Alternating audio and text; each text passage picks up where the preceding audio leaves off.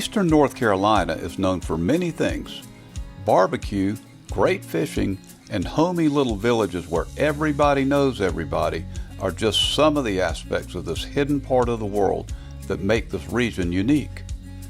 Today I'm cutting silhouettes at the Nicholson House, a family-owned country-style restaurant in a beautifully restored Victorian home in the tiny village of Belvidere, North Carolina. Belvidere is located in upper eastern North Carolina, close to the Virginia border, near the Albemarle Sound. This was my second visit to Belvidere and the Nicholson House. I really love working in these small towns. I really like the sense of community that they have. Everybody knows everybody, and they're just really nice people.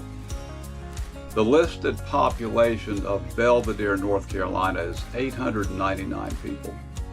I think all of them came to have silhouettes cut that day. The Nicholson House is listed on the National Register of Historic Places. It has a wraparound porch and a large yard that is very appealing and adds to the friendly family feel of this house-turned-restaurant in the tiny village of Belvidere.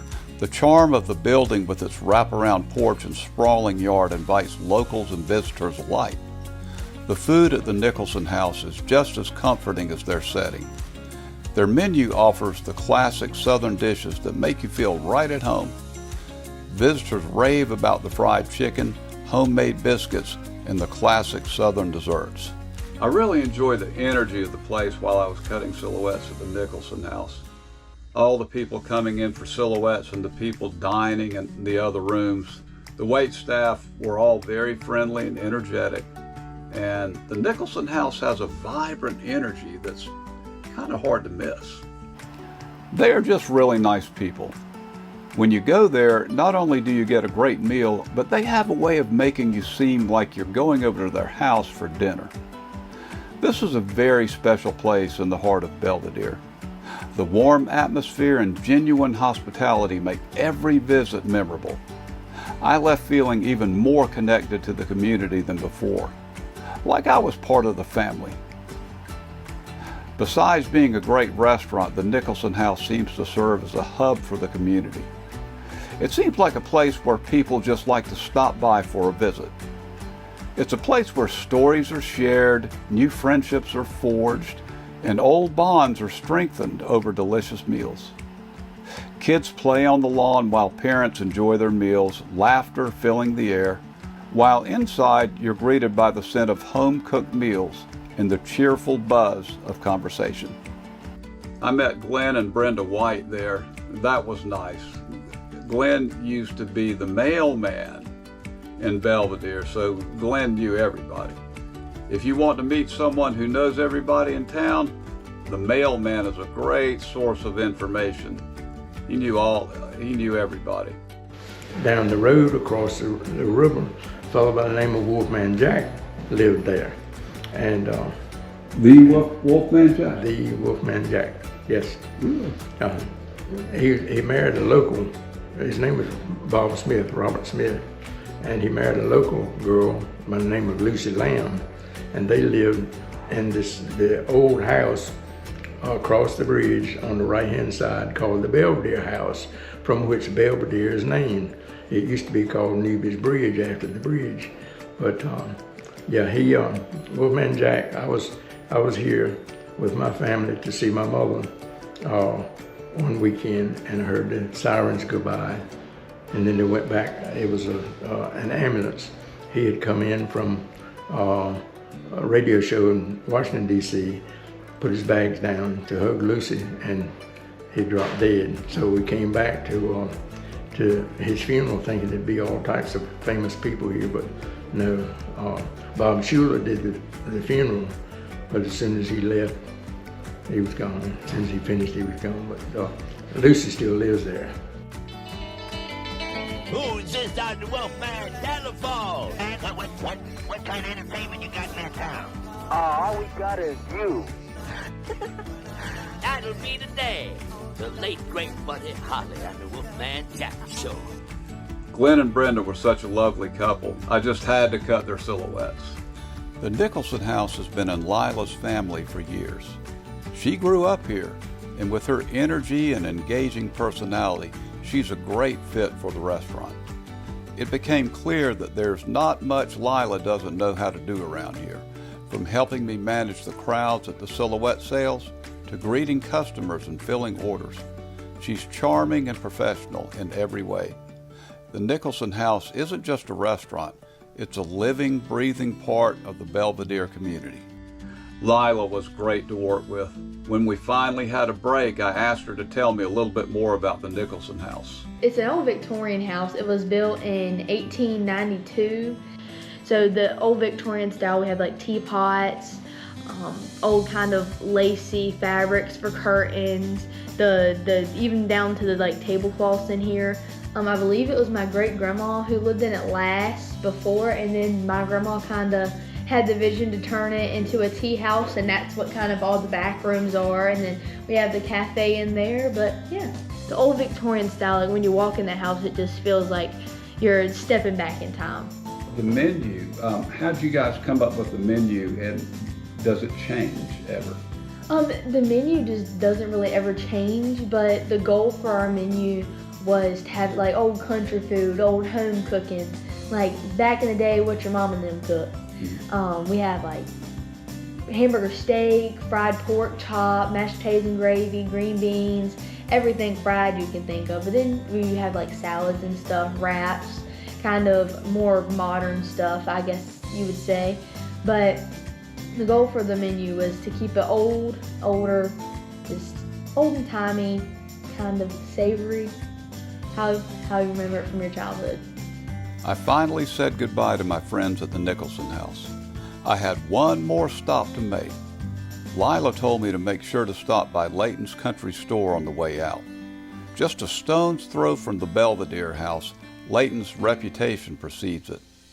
This old country store is a landmark in eastern North Carolina, and when you walk in, it's like stepping back in time. The weathered countertops hold boiled peanuts and old-fashioned candy and snacks. The hardwood floors here creak with nostalgia, and you can smell the smoked meats from far away. Everything here is authentic. Layton's is most famous for its homemade smoked meats.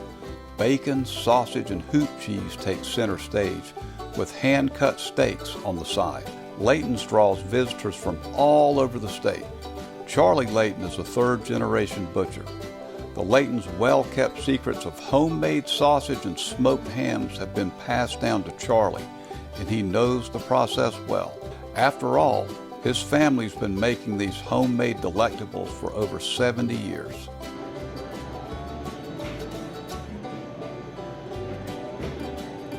So we've been in business for about 75 years now.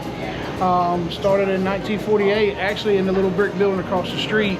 And then in 1952, this building came available, and my grandfather bought it then. So he started it at this location in 1952. So we've been in business quite a while. So we carry all varieties of meats, anything dealing with pork, chicken, and beef. We make all of our sausage here fresh every day. We do all of our own smoking and curing of our meats. And so it's really kind of an old school butcher. Really just kind of doing it the old-fashioned way. It's always been the best way, and that's what we kind of cling to. Everything's custom cut, nothing's cut until you ask for it. Yeah. Another store like this, they would never let us hang the meat on the wall. All that's grandfathered in. So yeah, it would all have to be on the roof. Yep. So we're one of the only ones I know of that can still hang meat on the wall like this. Yeah, so that's one of the things that's kind of one of our calling cards. Is people walk in, they get that smell and that aroma, and they come back here and they see it all hanging on the wall. And of course, you know, the older generation's like, you know, taking a step back in time from when they were kids. That's what it looked like. The new generation has no idea what they're looking at. So one of the things is when we first bought this store, it was kind of a all-in-one kind of store. It was a post office, blacksmith shop. It was a feed store. It was kind of an idea of what Walmart is today. It was used back then as well. And we bought it, and this whole left section we added on to it. We still cure all of our stuff the old way. A lot of big companies now use like sodium nitrate or curing salts. We still just use a natural salt to cure it out. It takes a little bit longer, but the product's a whole lot better. And so, like I said again, we still cure all our own meat. All the cheese comes from Wisconsin in a wooden crate still, just like they did the old days. So it never has to be refrigerated. So that's the beauty of that cheese there. But like I say, everything we do here is really old-fashioned. We still do a link when we braid our sausage. It's in a braid link instead of just a twist. And that's kind of an old way of, they used to do it when they have old-fashioned hog killings and stuff like that. Charlie, thank you so much for... Appreciate you coming to see us. Yeah, I'm looking forward to it. I've been here before, and I just love your product. It's fantastic. Appreciate it. Yeah. Now you just need a little bit of hoop cheese carried back home with you. Yeah, I'm going to get some. All right. Good deal. All right. This is our old-fashioned hoop cheese here. We always like to give a sample to everybody. There you go, 7 3 bison. And again, a 1 pound wedge will look about like that. About 1 inch wedge. Yeah, okay.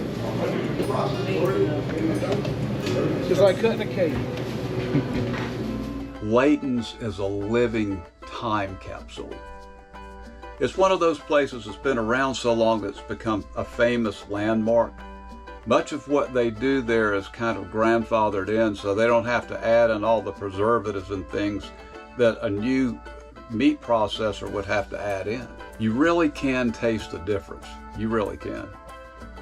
I've always been fascinated with smokehouses, how generations of families have kept these traditions alive, carefully crafting meats through methods time forgot. Charlie was kind enough to take me to the smokehouse. It was like stepping back in time, a connection to the land and the history of this place. When Charlie Layton took me to the smokehouse, I was blown away. You could smell the pecan and hickory smoke from the meat they were smoking that morning. You could see the meat hanging in there, and some of the ashes were still floating around in there. It was really, really cool. It smelled so good. Charlie told me how his grandparents used to run the smokehouse and the secrets that they passed down through the years. Those secrets are still being used today to create some of the best sausages and cured meats you'll ever taste. I couldn't leave Layton's without a package to go. I had to buy some of their sausage. You just don't get the opportunity to find this homemade sausage and bacon every day. I got 3 pounds of breakfast sausage and 3 pounds of hot sausage. I was going to give some to my friends. Or not. I really enjoyed my Silhouette event in Belvidere. The warmth of the people and the rich history of the Nicholson House and Layton's Country Store made my experience truly special. As I drove away, I thought about Lila and Charlie, both carrying on family legacies passed down for generations. I guess we have that in common. I will look forward to seeing my new friends again sometime in the future. Until then, I've got some fresh homemade sausage to tide me over. I'm Silhouette artist Clay Rice, and this is Silhouette Highway. Thank y'all for riding with me today. If you know of a store in your town who might want to do a Silhouette and book signing event, drop me a line at clay@ricegalleries.com. For my Silhouette tour schedule, or even if you can't make an event, you can order Silhouette's books and prints online at ricegalleries.com. Also, if you want to see more content like this, please like and subscribe. See you on down the line on Silhouette Highway.